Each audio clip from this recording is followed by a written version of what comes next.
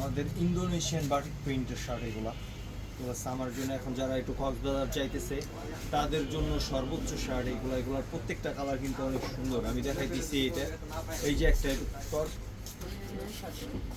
এই যে একটা এটা ব্ল্যাকের মধ্যে, এটা কিন্তু ইম্পোর্টেড, ঠিক আছে? যারা একটু পাতলা টাইপের পড়তে চায় তাদের জন্য এটাও কিন্তু অনেক সুন্দর।